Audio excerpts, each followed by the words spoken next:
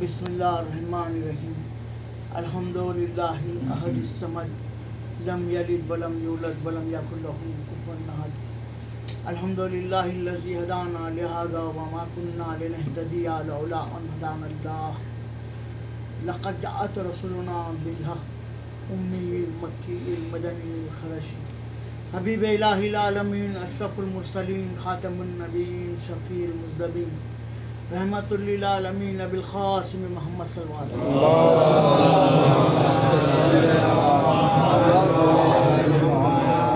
الامام المظفر شجاع الغضنفر قاسم طوبہ و سخر میزان الاعمال مقلب الاحوال فاتح باب الخیبر ساقی حوض الکوثر یاسب الدین امیر المومنین علی ابن ابی طالب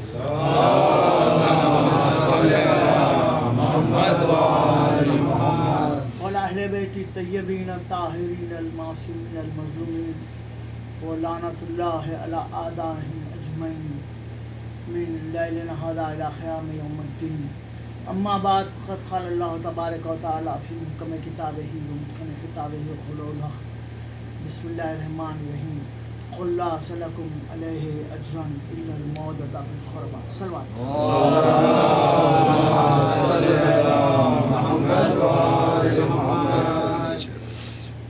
ساری تعریفیں اس ذات واجب کے لیے ہیں کہ جس نے اس عالم امکان کو محبت محمد آل محمد میں پیدا کیا اور کائنات کی ہر شے پر محمد آل محمد کی محبت کو واجب قرار دیا. اور یہی آیہ کریمہ کا ترجمہ بھی ہے کہ کہہ دو اے رسول میں اجر نہیں چاہتا مگر یہ کہ میرے اقربا کی مودت اختیار کی جائے. تو مودت و محبت کے کچھ تقاضے ہوتے ہیں. انسان کو جس سے محبت ہوتی ہے اس سے وابستہ تمام چیزوں سے محبت ہو جاتی ہے. اور آج جس کا ذکر ہے یہ شبیہ رسول ہے. صلوات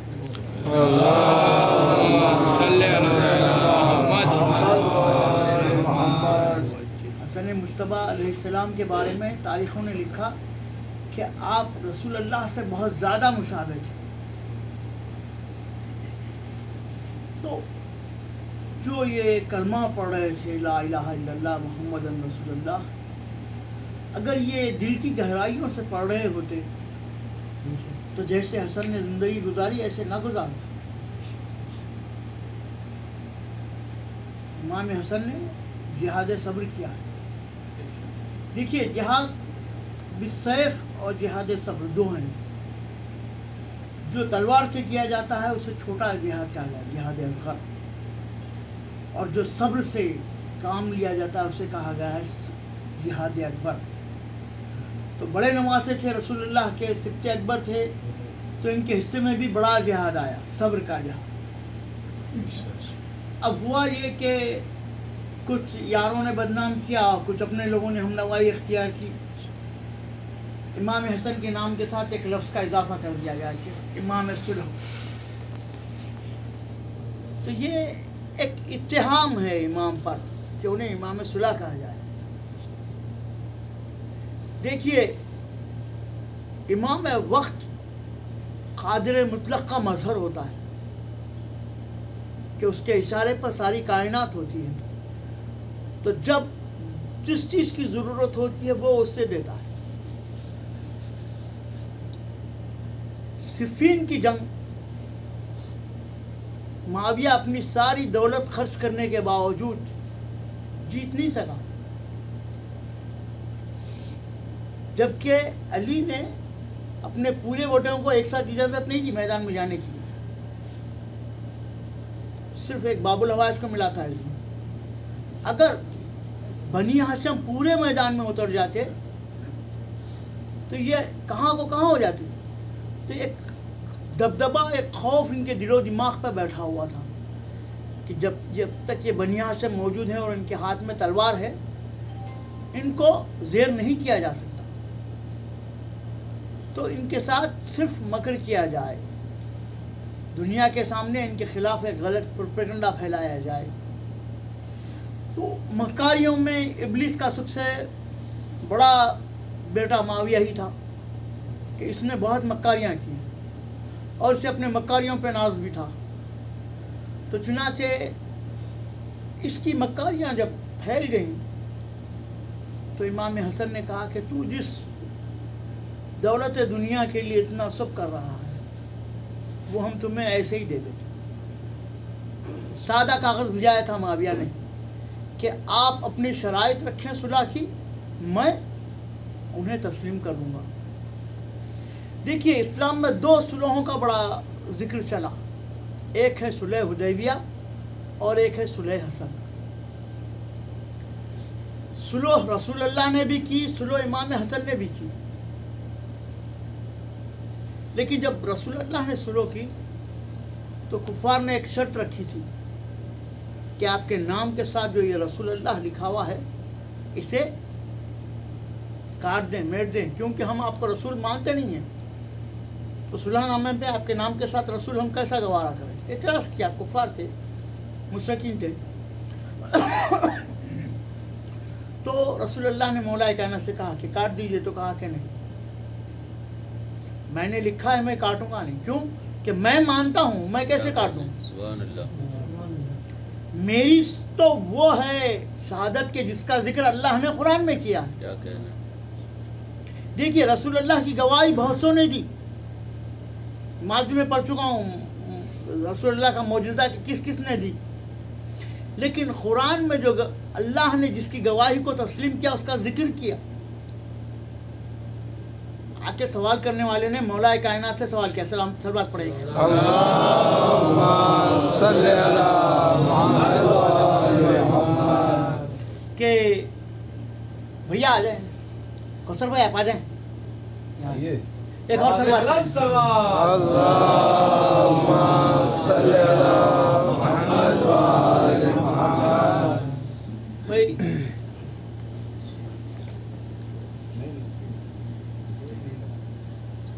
محمد والے محمد صلوات. اللہم صلی علی محمد و آل محمد. کوثر بھائی آ جاتے تو میرا حوصلہ بڑھ جاتا ہے. تو اللہم صلی علی محمد و آل محمد. امیر المومنین سے سوال کیا جا رہا ہے کہ جن کے فضائل کے بارے میں رسول اللہ نے فرمایا کہ تمام سمندر سیاہی بن جائیں، تمام اشجار کے قلم بنا دے جائیں اور تمام جن و انس و ملک مل کے قیامت تک لکھیں تو بھی مکمل نہیں کر سکتے، ایسا نہیں کر سکتے فضائل مولا کائنات کا. اب ان سے ایک شخص سوال کر رہا ہے کہ بتائیے قرآن میں وہ کون سی آیت ہے جس پہ آپ کو ناز ہے؟ تو مولا نے وہی آیت جس کا میں نے ابھی ذکر کیا، قل کفیٰ باللہ شہیدا بینی و بینکم عنہ ام الکتاب. سلوات پڑھیے. اللہم صلی علی محمد و آل محمد. دیکھیے اللہ قادر مطلق ہے تو فطرت بشر سے واقف ہے. اس نے گواہ کی ایک ایسی نشانی بتائی کہ جس کا دعویٰ پوری دنیا میں کوئی کر ہی نہیں سکا سوائے مولا کائنات کے. کہ اے رسول ان سے کہہ دیجئے، یہ جو کہہ رہے ہیں لستا مرسلہ، آپ کیسے رسول ہیں، ان سے کہہ دیجئے میری گواہی کے لیے اللہ کافی ہے، اور وہ کافی ہے جس کو میں نے علم کتاب دیا ہے. جانشینی کا دعویٰ کرنے والے بہت ملے سرکار کا، لیکن علم کی جانشینی کا دعویٰ کوئی نہیں کر سکا.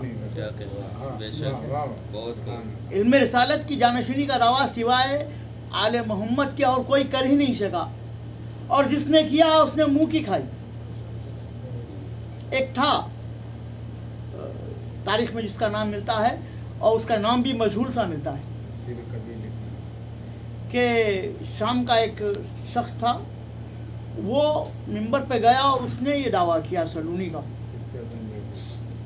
سبت جوزی. تو اس کے نام کی وضاحت جب میں نے اس کی کتاب خریدی ہے خاص طور پہ پڑھنے کے لیے کہ اس کا ذکر آتا ہے، تو اس کے نام کے بارے میں جس کتاب لکھی اس نے یہ لکھا، اس کی کتاب کا ترجمہ کرنے والے نے، کہ اس کا نام سبت جو حسن جوزی جو ہے، سبت جوزی جو ہے یہ کیوں ہے اس کی وجہ نہیں معلوم ہو سکی. سبت کے معنی ہیں نواسے کے، جوز کہتے ہیں کفرے کو، کھجور، یہ جو اپن کھوپرے کا درخت ہوتا ہے اس کو عربی میں جوز کہتے ہیں. تو اس کا نواسا اس کا نام ہے.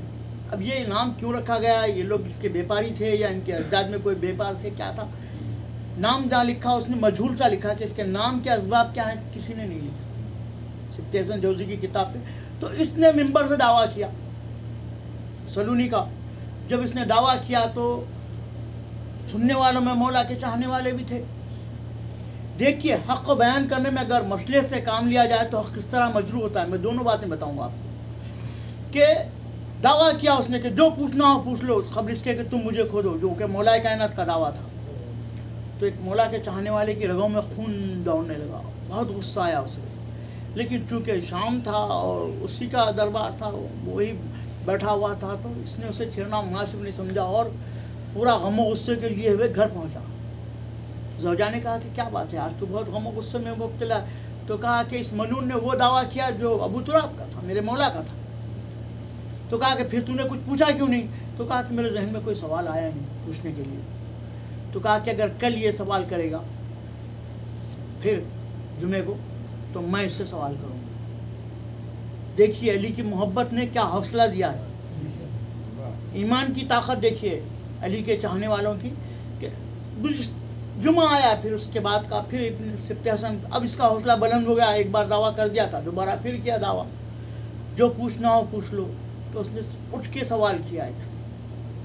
یہ سوال ہمارا آج بھی قائم ہے اور قیامت تک ہماری طرف سے قائم ہے کہ اس کا جواب لاؤ. یہ صرف اس مومنہ کا نہیں، ہر شیعہ کا سوال ہے. اس نے کھڑے ہو کے سوال کیا کہ بتا کہ مولا کائنات علی ابن ابی طالب علیہ السلام اللہم صلی علی محمد و آل محمد تینوں خلافتوں کے دور میں مدینے میں تھے، لیکن کسی کی نماز میت میں شریک ہوئے نہ کھاندا دیا نہ مٹی دی. تدفین میں بھی شریک نہیں ہوئے، نہ میت کو کھاندا دیا اور نہ ہی نماز جنازہ میں شریک ہوئے. جبکہ سلمان نے کہا تھا کہ یا علی میری نماز پڑھائیے گا. تو سلمان کا انتقال ہوا ہے مدائن میں جو کہ عراق میں ہے. ہم کو اس کی زیارت ملی ہے، اللہ آپ سب کو بھی زیارتوں سے مشرف کرے. آمین یا رب تو العالمین. کہا کہ سلمان کی میت پڑھانے کے لیے علی جہاں ہزاروں میل کا فاصلہ ہے، تقریباً 1000 میل کے قریب فاصلہ ہے وہ مدینے سے مدائن کا، وہاں پہنچ کے نماز پڑھاتے ہیں جا کے باعجاز. لیکن مدینے میں رہ کے ان کی نماز میں شریک نہیں ہوتے. بتا علی کا کون سا عمل صحیح ہے کون سا غلط ہے؟ کیا کہنا. تو اب وہ کہ جسے رسول اللہ نے اپنے علم کا وارث بنایا تھا، اس کے کسی عمل کو صحیح یا غلط کہنے کا استحقاق کہاں تھا کسی کے پاس؟ بڑی دیر تک سوچتا رہا اور جب جواب سمجھ میں نہیں آیا تو امامے میں منہ چھپا کے گھر چلا گیا. پھر باہر نہیں نکلا، لیکن حق تسلیم نہیں کیا. جواب نہیں دے سکا اس سوال کا کہ علی کے کسی عمل کو غلط کہا جا سکتا ہے یا نہیں. جو جس کا مستحق تھا علی نے اس کے ساتھ وہ کیا. جس نے ناز کی منزل پر کہا تھا یا علی میری نماز پڑھائیے، مدائن جا کے اس کی نماز پڑھائی. اور جو اس لائق نہیں تھا کہ اس کے جنازے میں شرکت کی جائے، کیونکہ اس نے رسول کا جنازہ چھوڑا تھا، تو علی اس کے جنازے میں کیوں جاتا؟ جنازے کا اصول یہی ہوتا ہے تقریباً دنیا میں کہ اگر کوئی آئے تو ہمیں یاد رہتا کہ کس نے ہمیں پرسا دیا تھا. 5 سال پہلے ابا حضور کا انتقال ہوا تھا، مجھے اب تک یاد ہے کتنے لوگوں نے پرسا دیا، اور ساری زندگی یاد رہے گا کہ ہمارے بابا کا پرسا ہم نے کس نے دیا تھا. تو جس نے نہیں دیا وہ بھی یاد رہتے ہیں کہ یہ تھے لیکن دیا نہیں پرسا، شہری میں تھے محلے میں ہی تھے لیکن آ کے دیا نہیں پرسا. تو یہ پرسے کی جو بات ہوتی ہے یہ یاد رہ جاتی ہے اور یہ لکھی جاتی ہے اور کہی جاتی ہے، اور یہاں آ کے دوستی دشمنی ختم ہو جاتی ہے. جب کوئی مرتا ہے، اسلام میں کہا گیا کہ مرنے کے بعد معاف کر دو، تو لوگ مرنے کے بعد اب مر گئے کیا کہنا، میت پہ بھی شریک ہو جاتے، ورثہ کو بھی سینے سے لگا لیتے، کہتے بھائی تمہارے ان سے تھا اختلاف لیکن اب مرحوم چلے گئے تو ہم نے بھی انہیں معاف کیا. اہل بیت کے پنجتن کے جنازوں میں ان کا نہ آنا اور مولا کائنات کا ادھر نہ جانا یہ بتاتا ہے کہ کبھی تعلقات استوار رہے ہی نہیں. بہت عمدہ بات ہے، سبحان اللہ. امام میں پنجتن کے جنازے میں اغیار کا کسی کا نہیں ہے داخلہ، اور پنجتن بھی کسی کے جنازے میں نہیں ہوئے. یہ بات بتا رہی ہے کہ درمیان فاصلہ رہا، اس قدر شدید فاصلہ رہا کہ میت کو بھی ایک دوسرے کی تشریح نہ دکھی۔ اب اس سوال کو بدلا کہ یاروں نے ایک نیا سوال جوڑ دیا کہ اس عورت نے سوال کیا کہ تیرے امامے کے پیش کتنے ہیں؟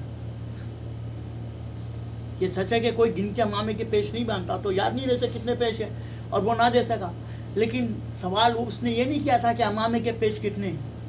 یہ تو حق چھپانے کے لیے بنائی گئی بات کیا ہے۔ بات ہے، بے شک۔ حق کو جب چھپانا مقصود ہوا تو کہا کہ امامے کے کتنے پیش تھے، عورت نے سوال کیا اور وہ نہیں دے سکا۔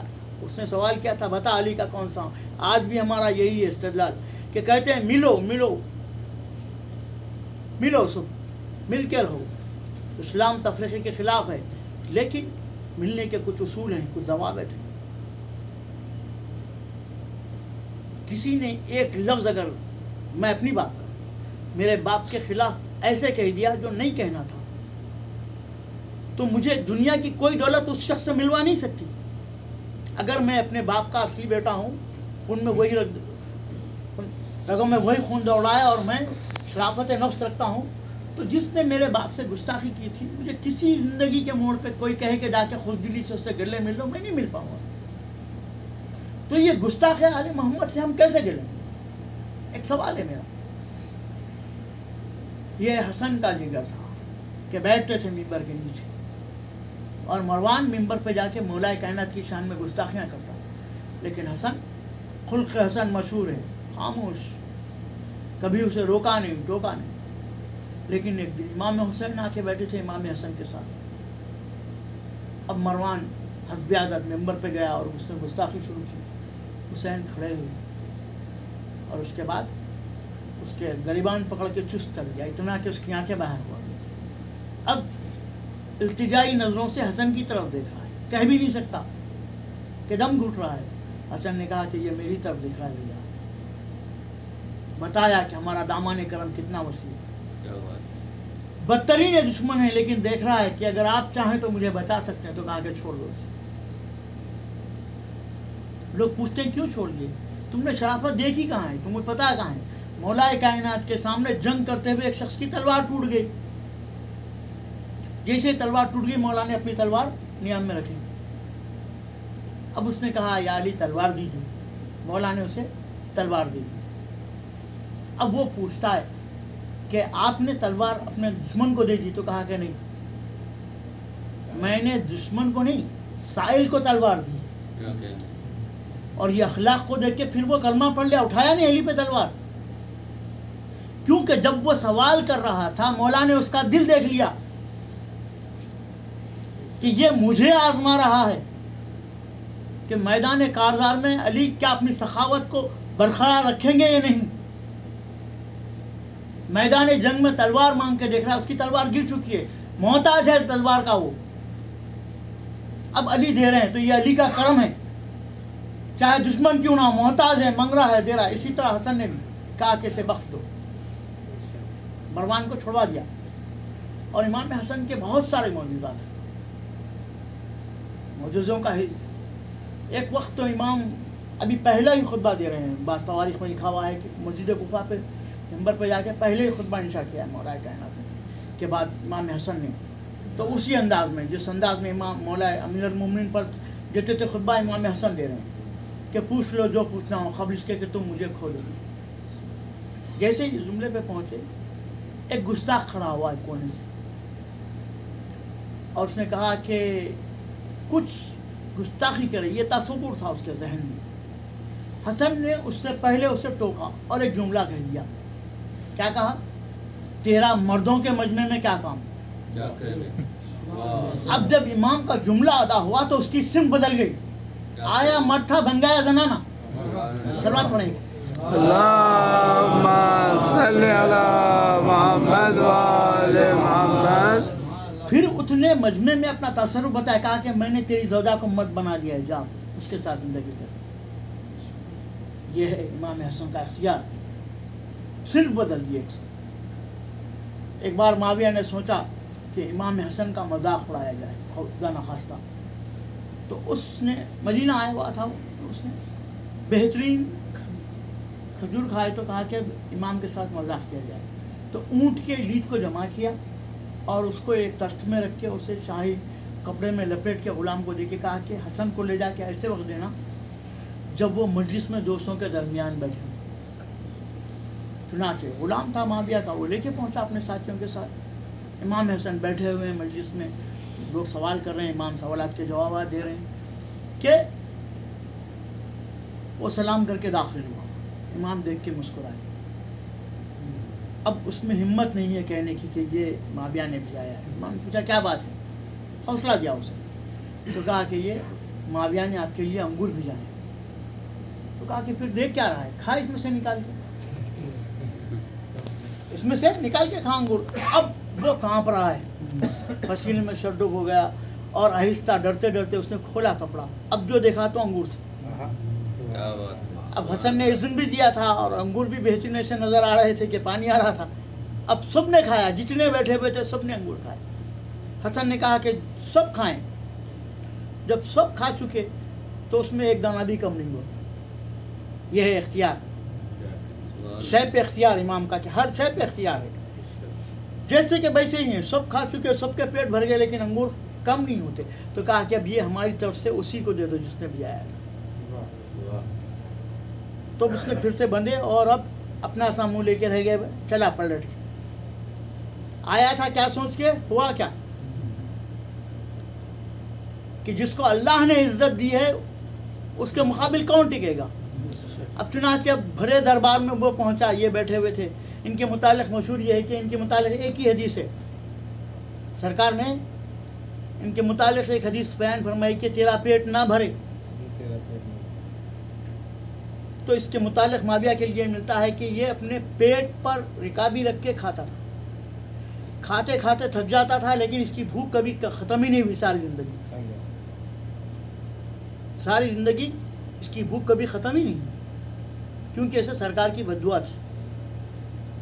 अब उसको मुसलमानों ने खालिल मोमिनीन बना दिया कि मोमिनीन के मामू हैं। एक सलवात पढ़े।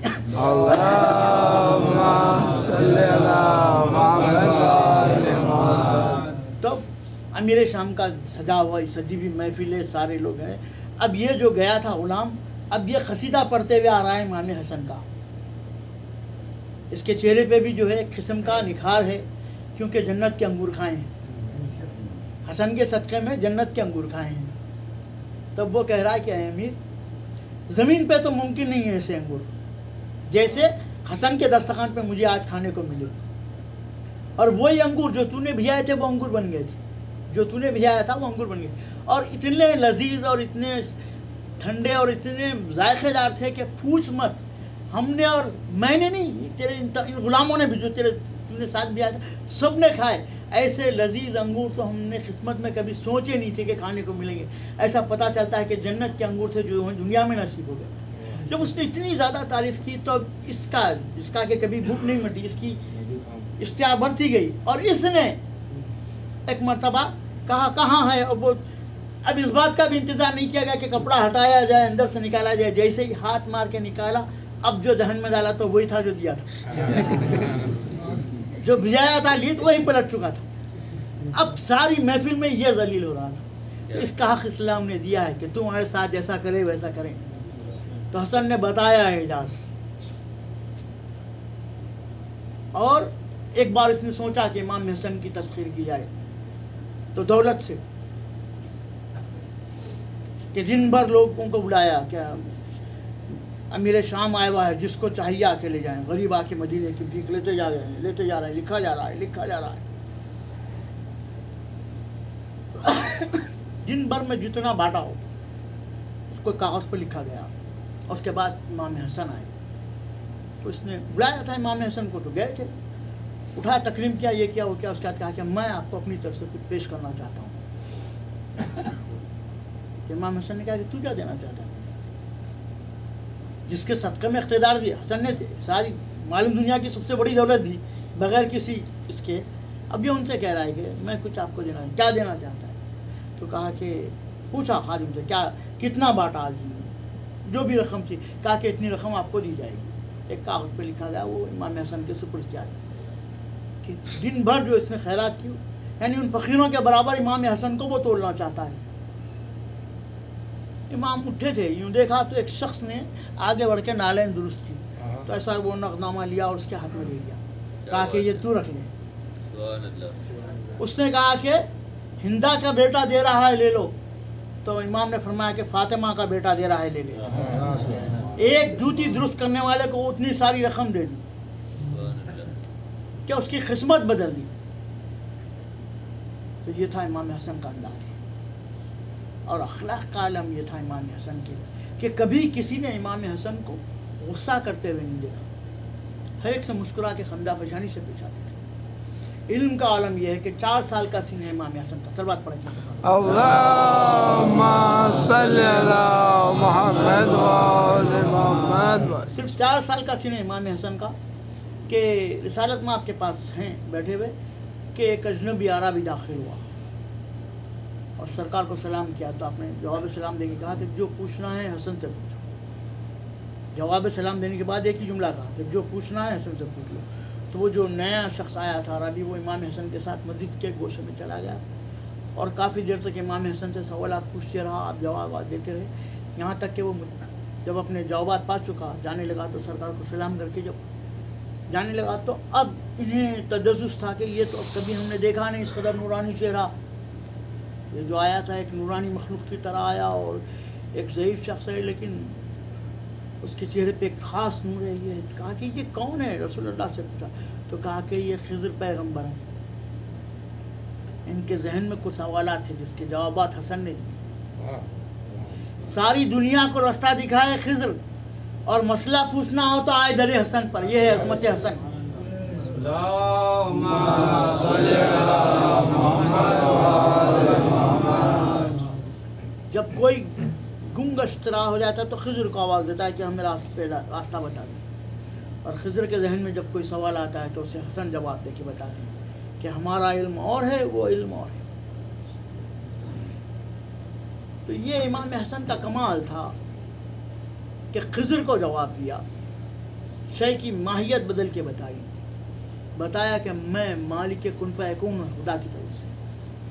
تم سمجھ رہے ہو کہ یہ زمین پر قبضہ کرنے سے اقتدار آ جاتا ہے، اقتدار ہمارے پاس ہے، اہل بیت سے کوئی اقتدار چھین ہی نہیں سکا، ان کا تصرف تو کوئی چھین ہی نہیں سکا۔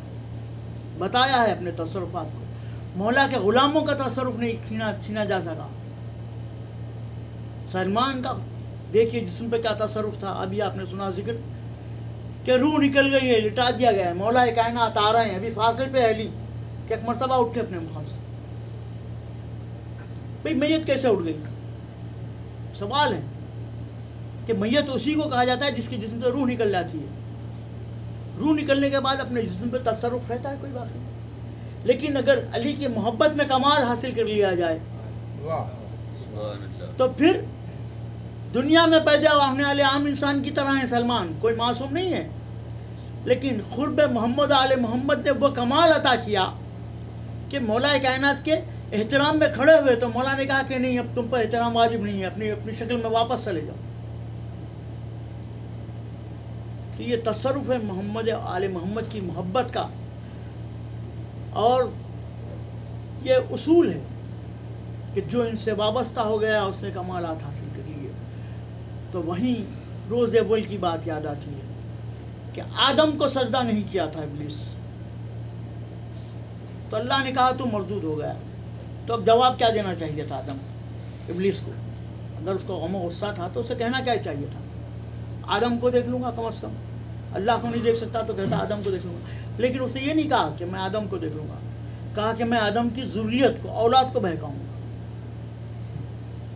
آدم کی اولاد کو بہکاؤں گا۔ تو یہ شیطانت ہے، باپ کی دشمنی بیٹے سے نکالی جائے، یہ پہلے دن کا پہلا اعلان ہے ابلیس کا، جس پر آج تک مسلمان کاربند ہیں۔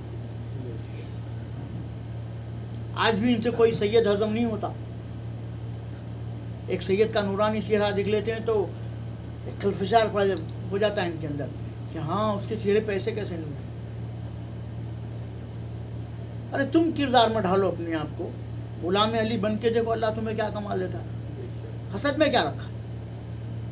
لیکن معاویہ کو بڑی فکر تھی کہ اگر وہ مر جائے تو یزید کو اقتدار ملے، تو اس نے जोदा बिनते अशस, ये खलीफे अव्वल के रिश्तेदार हैं, इमाम हसन की अज़वाज में से। इसके ज़रिए जहर दिलाया गया। तो जहर का भी इंतखाब किया गया। ऐसा एक बार नहीं दिया गया इमाम हसन को जहर, मकातिल में मिलता है कि कई बार दिया गया जहर। जब कई बार जहर दिया गया तो उसका एक ख़ास असर ये था कि प्यास का गलबा रहता था इमाम।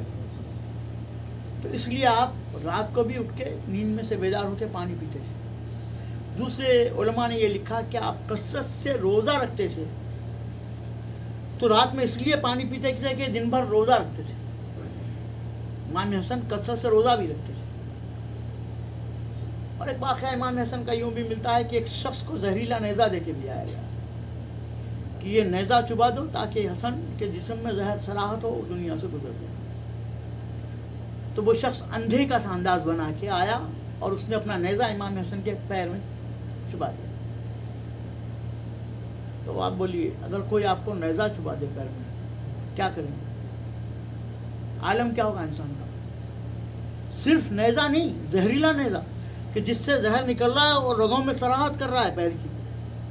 लेकिन हसन के अखलाक का ये आलम है, कहते हैं कि भाई तू मुसाफिर मालूम होता है, अजनबी मालूम होता है, तेरी कोई हाजत है तो बयान कर। तुझे माले दुनिया चाहिए तो कह मैं तुझे दे दूँ, तुझे घोड़ा दरकार है तो कह मैं तुझे दे दूँ, अगर तू भूखा है तो मेरे दस्तखान पे चल, जो खाना चाहता है खा ले।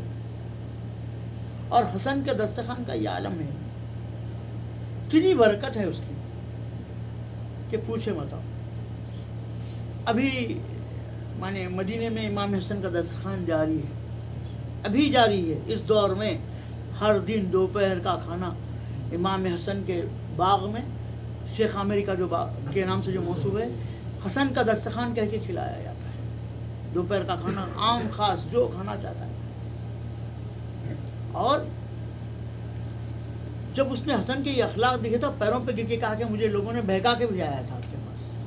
तो जब इमाम को जहर दिया जाता तो आप रोज़े रसूल पे जाते और दुआ करते और फ़ौरन ठीक हो जाते, जहर का असर चला जाता। तो अब ये जहर का इंतखाब जो किया गया वो ऐसा जहर था कि इमाम बिस्तर से ना उठ सके।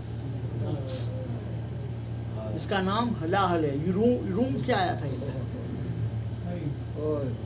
रूम से ख़ास तौर पे ये जहर मंगाया और इसको इस एहतियात से उसने पानी में मिलाया कि मौला जो मुहर लगाए थे पानी पर वो बरकरार रही और जहर पानी में सराहत कर गया। और जब इमाम को जहर दिया जा चुका तो इमाम हुसैन को खबर करनी थी अब, तो एक मरतबा कासिम के पास, कासिम को बुलाया, आवाज़ दी। तो 3 या 4 साल का सिन मिलता है शहजादे कासिम, कह नहीं सकते, अभी छोटे से कमसीन से हैं। हसन ने पास बुलाया बेटे को, उसके बाद कहा कि जाके हुसैन के इत्तला कर दो कि मुझे जहर दे दिया गया है। कासिम मुँह देख रहे हैं, कैसे कहेंगे, बहुत कमसीन है। तो एक मरतबा कासिम के गरीबान को चाक किया। जब गरीबान को चाक किया तो एक मरतबा मुश्त खाक उठाई और सर पे डाल दी, कहा कि जाके दखल बाप करो, हुसैन समझ जाएंगे कि हसन को जहर दिया जा चुका। जब कासिम ने जाके दखल बाप किया और हुसैन ने दरवाज़ा खोला तो क्या देखा, कासिम का गरीबान चाक है, सर पर खाक है, तो समझ गए कि भाई को जहर दे दिया गया। पहुंचे हैं दौड़ के हसन के पास, कहा कि भैया क्या हुआ, तो कहा कि भैया हमें फिर जहर दे दिया गया। तो अब जहर से मुस्तरिब है इमाम, तो इमाम हुसैन चाहते हैं कि देखें वो जहर कैसा है।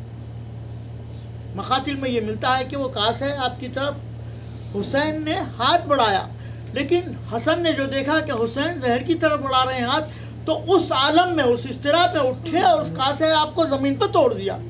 जब ज़मीन पे तोड़ दिया ना, तो मकातिल के अल्फाज ये है कि ज़मीन पकने लगी। सोचिए हसन के जिगर का क्या आलम हुआ होगा।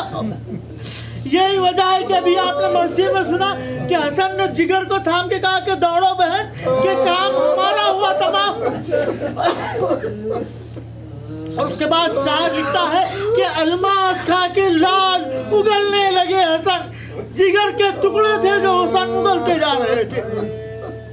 अब हुसैन देख रहे थे کہ بھائی کا دم نکل رہا ہے، ایسے میں حسن نے حسین سے وصیتیں کی کہ میری خواہش ہے کہ نانا کے پہلو میں دفن، لیکن اگر بنی امیہ کو پسند نہ ہو تو مجھے ماں کے پہلو میں بقی میں دفن کر دو۔ اور اس کے بعد مقاتل کہتے ہیں کہ حسن نے سب کو ایک حسرت بری نظروں سے دیکھا، وصیتیں کی اور کہا السلام علیکہ یا اہل بیت النبوہ و معدن الرسالہ۔ حسن کی روح پرواز کر گئی، اہل حرم میں رونے کا غل بچا۔ حسین نے حسن کو غسل دیا، کفن پہنایا، اور اس کے بعد جب کفن باندھنے کی باری آئی تو زینب کو بلایا، آ کے کہا کہ بہن تم انگوٹھے باندھو، میں حسن کے سر کو باندھتا ہوں۔ تو ایک مرتبہ زینب نے کہا کہ بھیا پہلے میں ایک دعا کرتی ہوں، تم آمین کہنا۔ حسین نے کہا کہ بہن کی جو دعا ہے کر لو۔ تو کہا کہ میں نے نانا کو دیکھا کہ کفن پہنایا جاتا رہا، میں حسرت سے دیکھتی رہی، بابا ماں کو کفن پہناتے رہے، میں روتی ہوئی دیکھتی رہی، بابا کو آپ لوگوں نے کفن پہنایا، اب میں دیکھ رہی ہوں میرے بھیا حسن کو کفن پہنایا جا رہا ہے۔ بھیا آپ کے لاشے کو میں کفن پہنانے کی تکلیف نہیں کروں گی، آپ دعا کر دیجئے۔ ایک مرتبہ حسین نے دعا کی، لیکن 11ویں محرم کو زینب لاشے کے پاس ہی کھڑی کہہ رہی تھی بھیا حسین اگر مجھے معلوم ہوتا کہ میں اس عالم میں آپ کے لاشے کو دیکھوں تو زینب کبھی دعا نہ کرتی، اگر اس سر پر چادر ہوتی تو میں آپ کے لاشے پر ڈال دیتی۔ حسن کو کفنایا جا چکا تو اب بنی ہاشم ہیں، ابو الفضل عباس ہیں، حسین ہیں، محمد حنفیہ ہیں، عبداللہ جعفر طیار ہیں، پورے بنی ہاشم ہیں۔ ان کی موجودگی میں حسن کا تابوت اٹھائے گھر سے، بیویاں روتی رہیں، حسن کا جنازہ اٹھایا گیا۔ اور اس کے بعد ایک اطلاع زینب کی آئی کہ حسن کے تابوت پر تیر چلائے گئے۔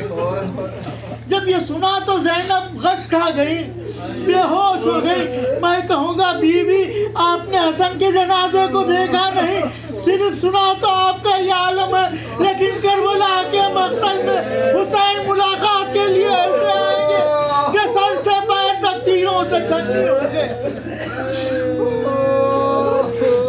میرا یہی سوال تھا جہاں سے میری تقریر کا آغاز ہوا، کیا تقاضے تھے محبت کے؟ رسول اللہ کی جنازے میں مسلمان آئے نہیں، فاطمہ نے بلایا نہیں، علی نے خود روک دیا، کہا کہ میرا جنازہ چھپا کے دفن کرنا، کسی کو بتانا نہیں۔ علی نے بھی کسی کو نہیں بلایا۔ تو پنجتن میں یہ پہلا جنازہ تھا جسے امت نے دیکھا، تو کیا کرنا چاہیے تھا امت؟ لیکن مقاتل کہتے ہیں کہ جو اونٹ پہ آئی تھی لڑنے کے لیے وہ مروان کے ساتھ آئی اور پہلا تیر حسن کے جنازے پر چلایا کہ لوگوں گواروں میں حسن کے جنازے پر تیر چلا رہی ہوں۔ اور جب اس نے تیر چلایا نا تو مقاتل کہتے ہیں کہ 70 تیر تھے جو حسن کے جنازے پر پہنچے ہیں۔ اور جب یہ جنازہ بقیع میں پہنچا تو عباس کی آنکھوں سے خون بہ رہا تھا، حسین نے روک رکھا تھا کہ بھیا صبر سے کام لو۔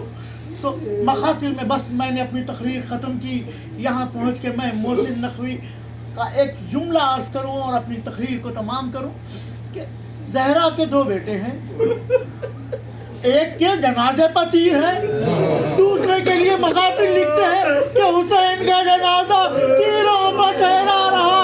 امام زمانہ نے سلام کیا کہ ہمارا سلام اس مظلوم پر جس کا جسم نہ زمین پر تھا نہ اس کا جنازہ تیروں پر ٹھہرا ہوا تھا۔ اب مقاتل یہ کہتے ہیں کہ جب لوٹے ہیں تو جیسے دستور ہے کہ جب میت سے قبرستان سے آتے ہیں تو ایک دوسرے کو مل کے پرسا دیتے ہیں۔ تو سب بھائی گھر پہنچے، زینب نے ایک ایک بھائی کو پرسا لیا، ایک ایک بھائی سے پرسا لیا، لیکن عباس نظر نہ آئے۔ مجھے کیا ہے معلوم آپ کو؟ امام حسن پر ایک حملہ ہوا تھا زندگی میں، مدائن میں حملہ ہوا تھا اور آپ کا پہلو زخمی ہوا تھا امام حسن کا۔ تو جب عباس کو معلوم ہونا کہ ایک شخص نے زہریلے خنجر سے امام حسن کو زخمی کیا، تو تنہا جا کے اس کے شہر میں جا کے بازار میں جب وہ سودا خریدا تھا اسے پکڑ کے اسے قتل کر کے اس کا سر لا کے امام حسن کے قدموں پر ڈال دیا کہ مولا آپ کے ساتھ گستاخی کرنے والا زندہ رہنے کا حق نہیں رکھتا۔ اب وہی عباس دیکھتے رہے، حسن کے جنازے پر تیر چلتے رہے، تو اب زینب کے سامنے عباس آتے نہیں ہیں۔ زینب نے کہا کہ عباس کیوں نہیں آتے؟ تو کہا کہ میں کیسے آپ کو منہ دکھاؤں کہ میں کھڑا دیکھتا رہا، ظالم تیر پہ تیر چلاتے رہے، میں کہوں گا بی بی ابھی آپ سن رہی ہیں، لیکن کربلا میں عباس کا لاشا بھی تیروں پہ ہوگا، حسین کا لاشا بھی تیروں پہ ہوگا۔ القوم الظالمین سیالم الذین ظلموا ماتم حسین۔